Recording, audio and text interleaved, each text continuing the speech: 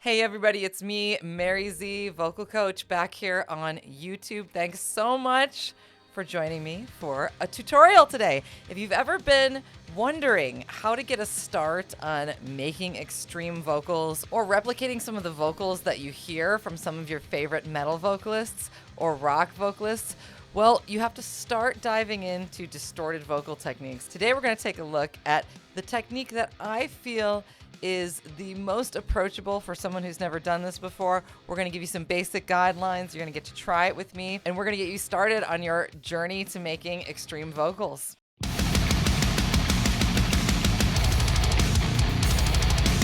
I know I haven't been on YouTube in a while. It's been a crazy year, so thank you all for sticking with me. If you're new to the channel, thank you for subscribing. Many of you I've been seeing on Zoom for your lessons, so that's been really great to keep up with a lot of you over that way. Some of you guys have noticed that my most recent update is that I did some vocals for a video game called Dead by Daylight, and I was able to do some noises and some screams and add some vocals to the character of Sybil Bennett. So this was a really cool use of my harsh vocal techniques and screaming and all the different sounds that I make. So if you want to check that out, I put some links below so you can check it out. Check out the description and the comments below the video for the links. That was cool that so many of you mentioned that you had seen that. Let's get on to our tutorial. If you're new to metal screaming or rock screaming or distortion or grit or harsh vocals, this is for you. It is going to be a pretty heavy vocal technique, but it's the one I think that people should start with if they have no experience.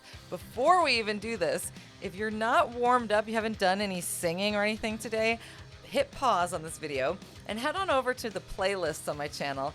Click on the Belter series and pick a playlist and do a few singing warm-ups before you try the sounds in this tutorial. I definitely do not recommend trying this out raw or cold or not warmed up at all. So do a little bit of singing warm-ups. They don't necessarily have to be mine, but hit pause, and if you're all good to go and you're vocally warmed up, we can get started here. The sound we're going to make is the false chord scream, and this is sort of an updated version of the tutorial that I first uploaded 5 years ago. Can you guys believe that I uploaded my first tutorials 5 years ago, back in 2016? Some of you have been here the whole time, so thank you very much, but I actually have taught this technique a lot since then, and I really want to update the way that we look at it and give you another chance to try it. So the goal in a false chord scream, what is a false chord scream? Well, it's not literally screaming, and this is why people call this harsh vocals a lot of the time, because the true folds are true vocal cords, the ones that we're speaking with and doing all of our clean singing with. They're not really involved in this sound. They sort of just sit open and in a very relaxed, open position. And I think it's the least forceful or strenuous or tight or potentially dangerous kind of way to try when you're learning harsh vocals. As always, if you feel any sort of pain or strain, some kind of sharp pain, or it seems like you might be going hoarse, I would stop until you can kind of consult with a coach or somebody to give you feedback as to if you're making the right sound or not. Okay, so let's give it a shot. The goal is, with the false chord, to keep the vocal folds open and to flap around tissues, mostly in the vestibular folds, the false chords, which sit right above the vocal cords here, inside your windpipe. And that is going to flap around very strongly and make a lot of distortion. We're also going to blow tissues around in the soft palate, the uvula, the inside of the sinuses. Everything sort of waves as we send air through there. And you can't consciously think about moving your false chords, and you can't consciously think about separating your vocal folds. It doesn't quite work that way. The neurology isn't wired to that part of the body that way. So you have to do things that will encourage your body to start making these sounds. So the best way to start is with a big sigh, but you really want to be thinking about the emotion and not the sound so much. And you want to use the correct word to do your sigh on. You really want something that starts and ends with H. It could be huh, it could be ha, it could be who, but I think huh is the most realistic. That sounds like a frustrated sigh. We want to think of like the sigh of just 2 years of the pandemic or whatever it is that we're over. We don't want to think about it anymore, or just whatever frustration you want to get out. You really want to think about relieving a frustration, like, it just happened again. Oh my God. And when we do this big sigh, we're going to take our arms. This is a modification from previous videos I've made. And you're going to take your hands and you're going to bring them up over your head in a half jumping jack. you have to time that very correctly. You need to time it with right when you're letting the sigh come out of your mouth.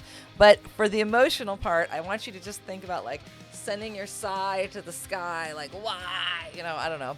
Whatever you're fed up with, like, ask the universe, like, what are you doing to me? Send it up to the sky. So let's do that. And let me show you how to do it first. You want to take a really big breath in through your mouth. You want to try to fill your lungs as far as you can. And then you want to impersonate the sound I'm making.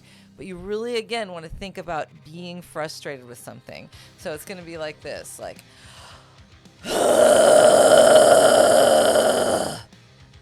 okay, so you make a huh, a nice big sigh like you're frustrated. You bring your arms up over the head and you release it at the same time. Send your sigh out to the universe. This is the first steps to learning to false chord scream. So let's try it again together. Here we go. Inhale.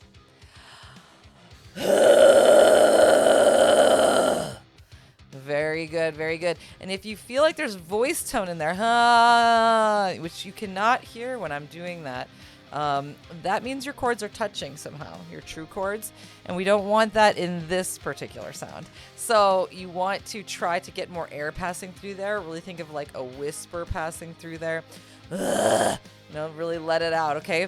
And it should be fairly loud. It's not quiet. It's not going to be a quiet scream, even from the very beginning. You're going to start feeling tissues moving around in there. You're going to feel the tingling sensation of the flapping in the vestibular folds and the false chords.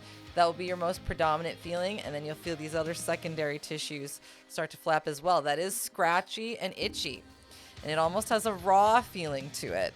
The true chords are the ones that you don't want to mess up because that's what you sing with and speak with, and we don't want to go hoarse. And most hoarseness typically comes from slamming of the folds together, which usually is some kind of voiced sound. So in this sound, we just want them to sit open. So if you hear a voice tone coming in, or something like that, then that's not exactly right. And you want to work away from that and put more H into it. So let's try it again on H-U-H, the huh. Here we go. Deep breath in together. Very good.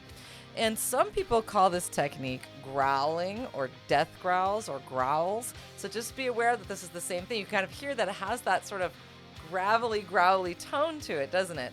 This can be used in any genre of heavier metal or even like in heavier rock for just like the climactic parts. This is not a voice with distortion or a singing with grit. Hey! This is a purely, fully distorted scream. It's not literally screaming because we're not doing it with our true vocal cords, but when you're listening to music, that's how it's going to come across, or you can think of it as a growl, okay? You can try other vowels. You can try you can also try you can try there's a lot you can do with that. And then once you have a handle on that, you can start shaping it into words, and you can start seeing where that's going to go and how that's going to become a sound you can use, and that it sounds a lot like some of the folks that you're listening to. So thanks everybody for watching today's tutorial. If you are interested in learning more and taking this further, my full-time job, in addition to being a vocalist and a YouTuber, is teaching people vocals on Zoom. So I give one-on-one lessons, like regular voice lessons for this kind of stuff on Zoom every week to people all over the world. I've taught people in over 40 countries. If you're interested, the link is below in the comments. Also, before you go, I have a masterclass coming up, not on this sound, but on the introduction to fry scream. A lot of you came to my masterclass on false chord and you really enjoyed it. And so I decided to create one for fry screaming. The dates and everything are in the link below. If you're watching this a few months or a couple years after I made this video, it won't be available to you anymore. But at the beginning of 2022, go ahead and click on that link below. Also, I'll put it in the comments for you here on YouTube, and you can check that out and sign up for that class. It is a limited enrollment, but don't worry, I'll have more. I just have them occasionally, and I'm always doing the private lessons. So if you really need attention right now and you really want to take your harsh vocals to the next level, hit me up for a vocal lesson. Thanks everyone. I hope you're doing really, really well. And as always, if anything causes hoarseness or pain or strain, stop doing it. Stop making that sound, okay? Don't do anything that could potentially ruin your voice. Take it easy. Even with these sounds, don't do it a whole lot, okay? Thanks everybody. I'll see you all very soon.